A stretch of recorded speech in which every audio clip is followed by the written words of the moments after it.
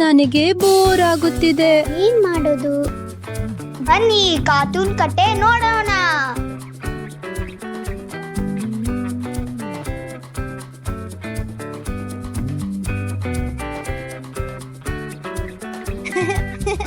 Giggle Tunes Kannada.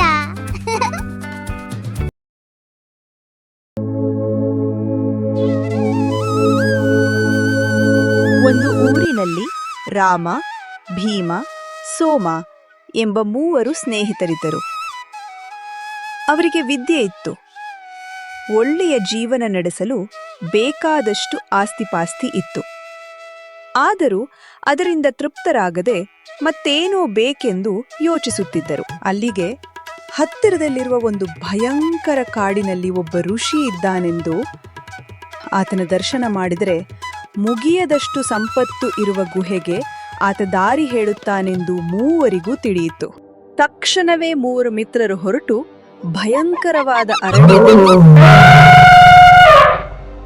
ಎಷ್ಟೋ ಕಷ್ಟಗಳನ್ನು ಅನುಭವಿಸುತ್ತಾ ಪ್ರಯಾಣ ಮಾಡಿ ಮುನಿಯ ಆಶ್ರಮದ ಬಳಿಗೆ ಬಂದರು.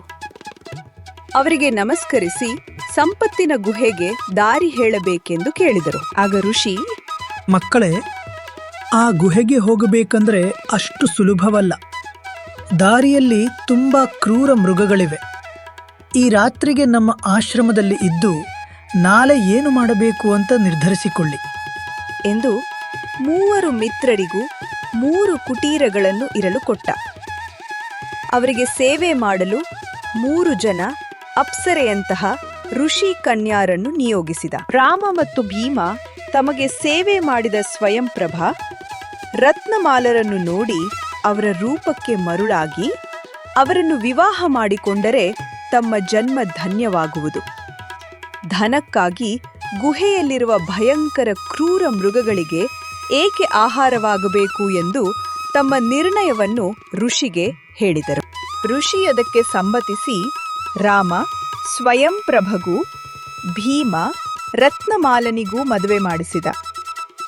ಜೊತೆಗೆ ತನ್ನ ಬಳಿ ಇದ್ದ ಅನೇಕ ಮಣಿಗಳನ್ನು ಕಾಣಿಕೆಯಾಗಿ ಕೊಟ್ಟು ಅವರಿಬ್ಬರು ಮತ್ತಷ್ಟು ಆನಂದ ಪಡುವಂತೆ ಮಾಡಿದ. ಸೋಮನಿಗೆ ಪರಿಚಯ ಮಾಡಿದ ಕನ್ಯೆಯು ಸುಂದರಳಾಗಿದ್ದಳು.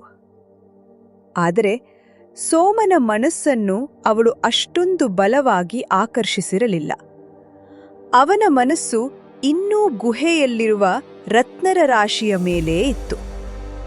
ಆ ವಿಷಯವನ್ನು ಋಷಿ ಗ್ರಹಿಸಿ ಅವನನ್ನು ಕರೆಸಿ ಗುಹೆಯೊಳಕ್ಕೆ ಹೋಗುವ ಮಾರ್ಗವನ್ನು ತಿಳಿಸಿ, ತುಂಬ ಎಚ್ಚರವಾಗಿರಬೇಕು. ಎಚ್ಚರಿಕೆಯಿಂದ ನನ್ನ ಆತ್ಮ ರಕ್ಷೆಯನ್ನು ಮಾಡಿಕೊಳ್ಳಬೇಕು ಎಂದು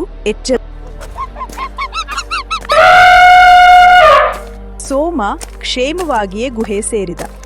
ಅವನಿಗೆ ದಾರಿಯಲ್ಲಿ ಭಯಂಕರ ಕಷ್ಟಗಳು ಯಾವುವುಂಟಾಗಲಿಲ್ಲ. ಅವನು ಗುಹೆಯಿಂದ ತಾನು ಹೊರಬಲ್ಲಷ್ಟು ಬಂಗಾರ, ಮಣಿ, ಮಾಣಿಕ್ಯಗಳನ್ನು ತೆಗೆದುಕೊಂಡು ಗ್ರಾಮಕ್ಕೆ ಹೋಗದೆ ನಗರದಲ್ಲಿ ಒಂದು ದೊಡ್ಡ ಭವನವನ್ನು ಕಟ್ಟಿಸಿ ದಾಸದಾಸಿ ಜನರೊಂದಿಗೆ ರಾಜವೈಭೋಗದೊಂದಿಗೆ ಅಲ್ಲಿ ಜೀವಿಸತೊಡಗಿದ. ಸ್ವಲ್ಪ ಕಾಲ 3 ತೃಪ್ತಿಯಾಗಿಯೇ ಜೀವಿಸಿದರು. ಆದರೆ ರಾಮನಲ್ಲಿ, ಭೀಮನಲ್ಲಿ ಅಸಂತೃಪ್ತ ಪ್ರಾರಂಭವಾಯಿತು. ಭೀಮನ ಪತ್ನಿ ತನ್ನ ಪತ್ನಿಗಿಂತ ಸುಂದರಿ ಎನ್ನಿಸಿತು ರಾಮನಿಗೆ. ರಾಮನ ಪತ್ನಿ ತನ್ನ ಪತ್ನಿಗಿಂತ ಸುಂದರಿ ಎನ್ನಿಸಿತು ಭೀಮನಿಗೆ. ಒಂದು ದಿನ ಅವರಿಬ್ಬರೂ ಭೇಟಿಯಾಗಿ, ನಮಗಿಂತ ಸೋಮ ಅದೃಷ್ಟವಂತ, ಒಂದ್ಸಾರಿ ಅವನನ್ನ ನೋಡಿ ಬರೋಣ ಎಂದುಕೊಂಡು ಹೋದರು. ಸೋಮನ ಮನೆ ರಾಜಭವನದಂತೆ, ದಾಸದಾಸಿಯರೊಂದಿಗೆ ರಾಜಭವನದಂತೆ, ದಾಸದಾಸಿಯರೊಂದಿಗೆ ಬೆಳಗುತ್ತಿತ್ತು. ಆದರೆ ಸೋಮನ ಮುಖದಲ್ಲಿ ಸಂತಸವಿರಲಿಲ್ಲ. ರಾಮ, ಭೀಮ, ಸೋಮನೊಂದಿಗೆ 1 ವಾರ ಇದ್ದು, ನಾವು ಋಷಿಯ ಆಶ್ರಮಕ್ಕೆ ಹೋಗ್ತಿದ್ದೀವಿ, ಅಲ್ಲಿ ಸ್ವಲ್ಪ ಕೆಲಸವಿದೆ ಎಂದರು. ತನಗೂ ಋಷಿಯ ಹತ್ತಿರ ಕೆಲಸವಿದೆ, ತಾನೂ ಬರುತ್ತೇನೆ ಎಂದ ಸೋಮ. 3 ಋಷಿಯ ಬಳಿ ಹೋದರು.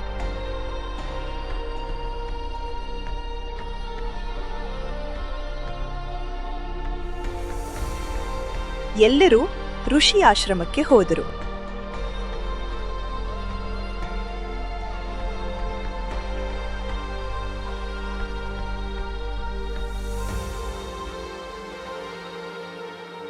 ಅವರ ಮುಖಗಳು ಅಸಂತೃಪ್ತಿ ಗಮನಿಸಿದ ಋಷಿ.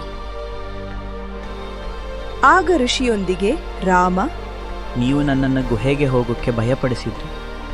ಭೀಮನಿಗೆ ಸುಂದರ ಕನ್ಯೆ, ನನಗೆ ಸಾಮಾನ್ಯ ಕನ್ಯೆ ಕೊಟ್ಟು ಮದುವೆ ಮಾಡಿದ್ದು ಎಂದ. ಆಗ ಸೋಮ, ಈ ಸಂಪತ್ತು ನನಗೆ ಸುಖ ಶಾಂತಿ ಕೊಡಲಿಲ್ಲ.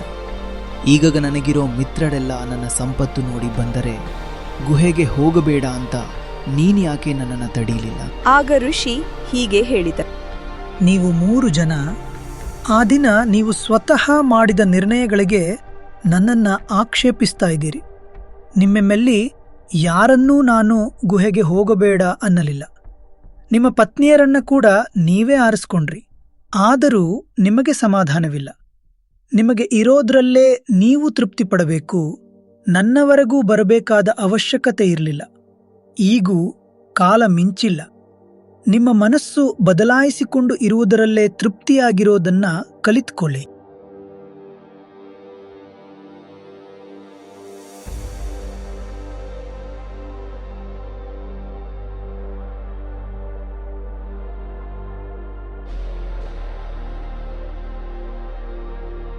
ತಮ್ಮ ಪತ್ನಿ ಬೇರೆಯವರ ಕಣ್ಣಿಗೆ ಸುಂದರವಾಗಿ ಕಾಣಿಸುತ್ತಿದ್ದಾಳೆ ಎಂದು ತಿಳಿದು ರಾಮ ಭೀಮ ಸಮಾಧಾನಪಟ್ಟರು.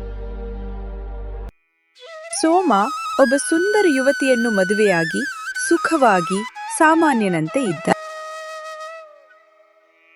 ಈ ವಿಡಿಯೋ ನಿಮ್ಗೆ ಇಷ್ಟವಾದರೆ ಲೈಕ್ ಮಾಡಿ, ಶೇರ್ ಮತ್ತು ಸಬ್ಸ್ಕ್ರೈಬ್ ಮಾಡಿ. ನಿಮ್ಮ ಅಭಿಪ್ರಾಯಗಳನ್ನು ಕಮೆಂಟ್ನಲ್ಲಿ ಹಂಚಿಕೊಳ್ಳಿ. ಮುಂದಿನ ಕಥೆಯಲ್ಲಿ ಮತ್ತೆ ಭೇಟಿಯಾಗೋಣ.